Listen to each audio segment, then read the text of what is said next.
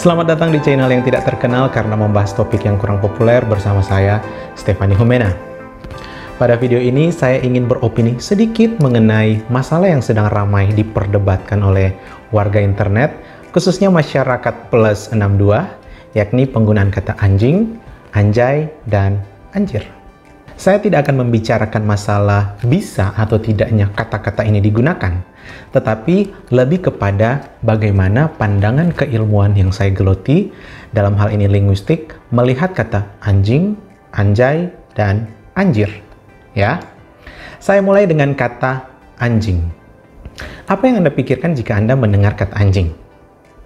Ya, kalau seandainya pertanyaan itu dikembalikan kepada saya akan menjawab, anjing merupakan makhluk selain manusia yang dapat menjadi sahabat manusia.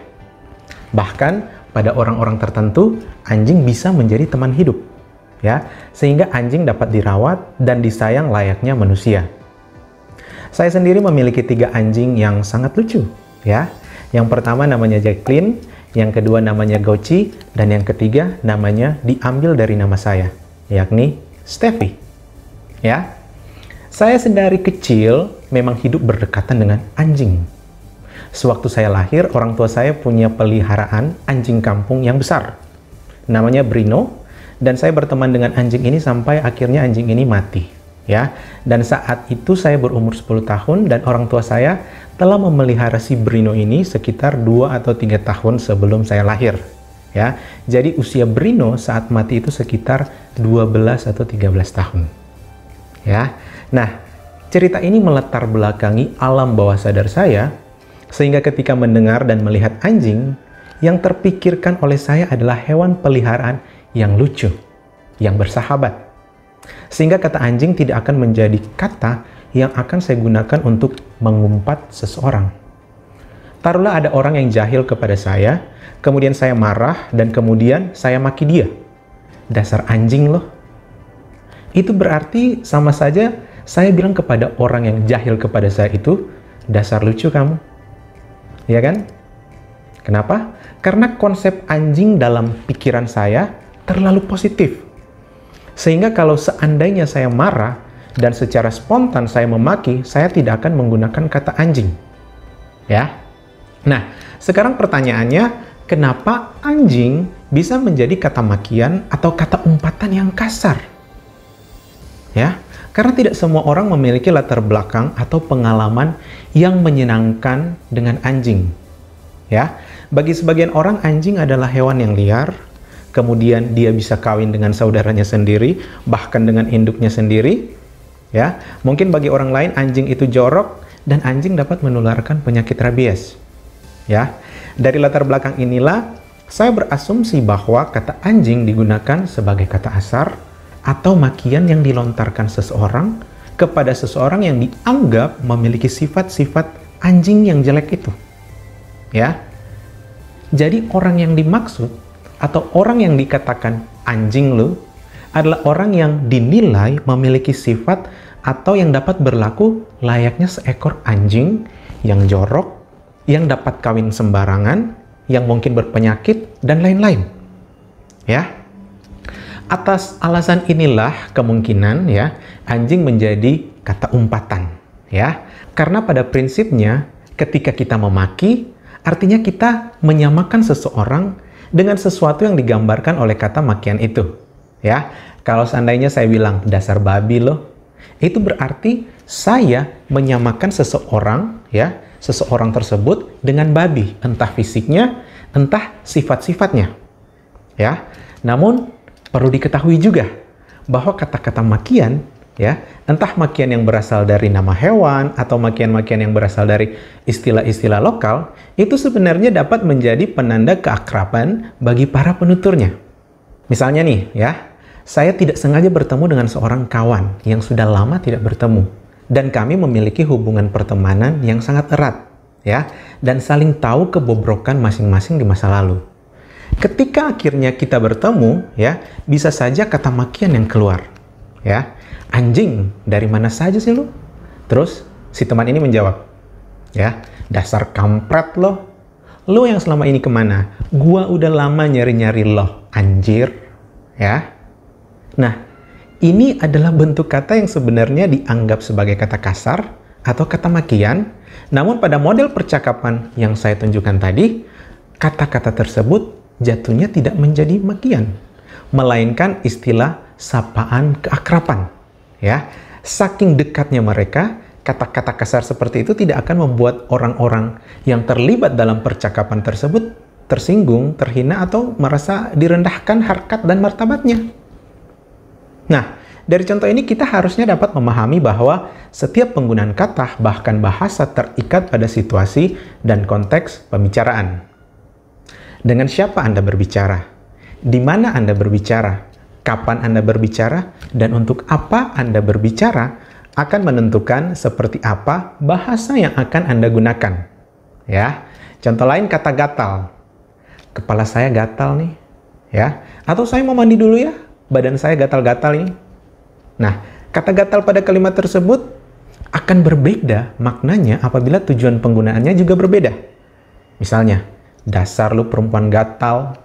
Nah, di sini maknanya jadi berbeda, ya. Bisa menjadi makian, bahkan kalau kita merujuk pada Kamus Besar Bahasa Indonesia, kata gatal ini didefinisikan sebagai perasaan ingin bersetubuh, khususnya pada perempuan. Ya. Atau, gatel banget sih lu. Ini juga berarti makian, tapi dapat juga berarti simbol keakraban. Dan untuk memastikan apakah itu makian atau simbol keakraban, kita perlu mengetahui konteks pembicaraannya seperti apa.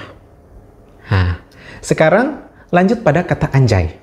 Ya, jujur saya tidak dapat memastikan dari mana sejarah kata anjay ini berasal.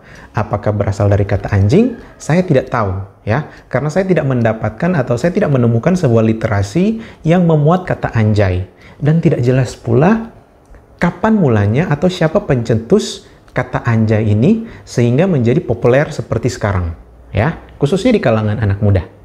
Saya coba cari di Kamus Besar Bahasa Indonesia dan tidak terdapat lema anjay di sana. Nah, dari pengamatan sederhana, saya melihat bahwa kata anjay dan anjing ini berdistribusi bebas dalam penggunaannya di dalam kalimat. Artinya, kedua kata ini dapat saling menggantikan satu dengan yang lain di dalam kalimat tentunya. Misalnya, anjing dompet gua jatuh. Anjay dompet gua jatuh, ya. Atau dompet gue mana anjay? Dompet gua mana anjing? Atau anjing banget sih lo? Anjay banget sih lo? Ya. Kita lihat kedua kata ini berdistribusi yang sama, ya. Persis sama.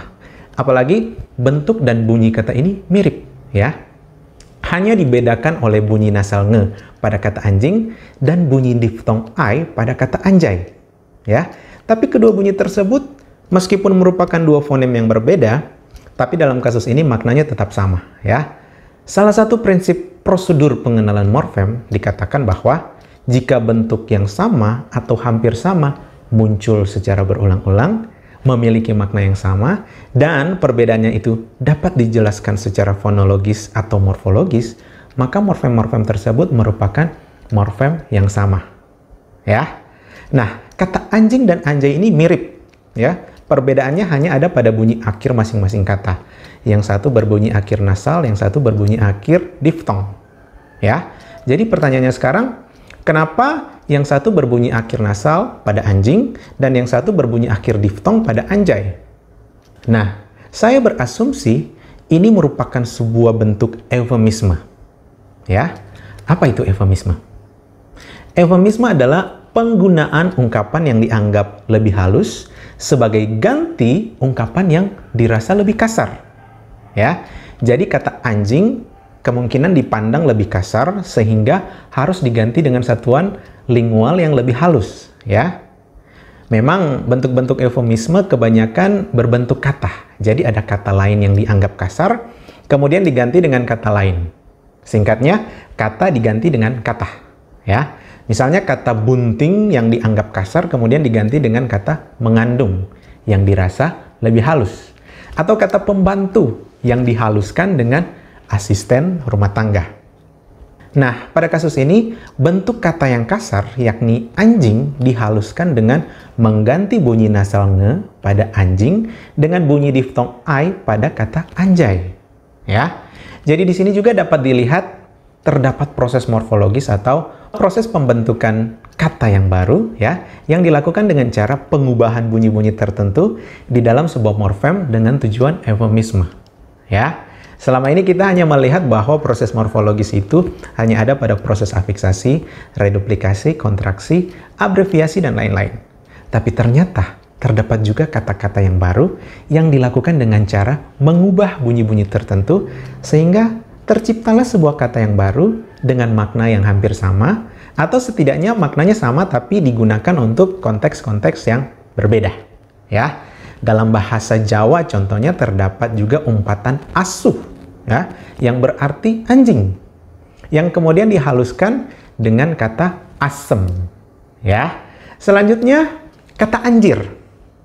Kata anjir kurang lebih sama dengan kata anjay yang merupakan bentuk halus atau ungkapan eufemisme dari kata anjing. Hal ini dapat dibuktikan juga dengan kemampuan kata anjir yang dapat berdistribusi bebas dengan kata anjay dan kata anjing. Ya. Kemudian proses morfologis yang terdapat di dalamnya adalah mengubah bunyi nasal nge pada anjing dan bunyi konsonan getar r pada kata anjir. Konsepnya sama dengan kata anjay yang tadi. Yang berbeda dengan kata anjay, ya, kata anjay tidak terdapat di KBBI, ya, tapi kata anjir sudah tercover dalam Kamus Besar Bahasa Indonesia, ya, namun dengan makna yang berbeda. Namun begitu, bukan berarti kata anjir tidak dapat dijadikan sebagai eufemisme dari anjing, ya. Kata anjir tetap bisa berarti bentuk halus dari anjing, namun di sisi lain, anjir dapat berarti sesuai dengan apa yang tertera pada Kamus Besar Bahasa Indonesia. Ya, tinggal bagaimana kepekaan kita dalam membedakan konteks penggunaannya, sehingga kekontrasan antara anjir sebagai bentuk halus dari anjing dan anjir sebagaimana yang tertera dalam Kamus Besar Bahasa Indonesia dapat dibedakan dengan baik. Ya, nah, kasus-kasus seperti ini disebut homofon, ya, yaitu pelafalan yang sama atau bunyi yang sama, namun memiliki makna atau maksud yang berbeda. Ya, contoh lain kata-kata homofon itu adalah kata buku yang berarti sebuah benda yang terdiri atas lembar demi lembar yang berisi tulisan, dan buku yang berarti sebuah bagian di antara dua buah ruas. Ya, kesimpulannya adalah kata-kata umpatan seperti anjing itu memiliki bentuk-bentuk yang lebih halus yang disebut eufemisme, ya. Dan kata umpatan dapat menjadi ungkapan yang menggambarkan keakraban di antara penutur bahasa, ya. Sekarang jika ditanya apakah baik atau apakah benar menggunakan kata umpatan sebagai ungkapan keakraban, ya, saya mempersilahkan Anda untuk meresapi dan menyikapi itu sendiri, ya, sesuai dengan pandangan Anda masing-masing, ya. Yang pasti berhati-hatilah dalam menggunakan istilah-istilah tertentu, apalagi kalau istilah-istilah tersebut dapat bersifat multitafsir dan berpotensi untuk menimbulkan polemik, ya. Seperti yang saya kemukakan di awal video ini, konteks percakapan mengikat bahasa yang kita gunakan, ya. Dengan siapa Anda berbicara, di mana Anda berbicara, kapan Anda berbicara, dan untuk apa atau tujuan apa Anda berbicara akan menentukan seperti apa bahasa yang akan Anda gunakan.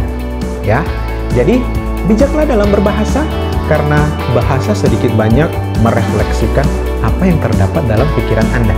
Ya, lebih dari itu, seperti kata pepatah klasik, mulutmu harimaumu. Stefani Humena di sini. Sampai jumpa di video saya yang selanjutnya.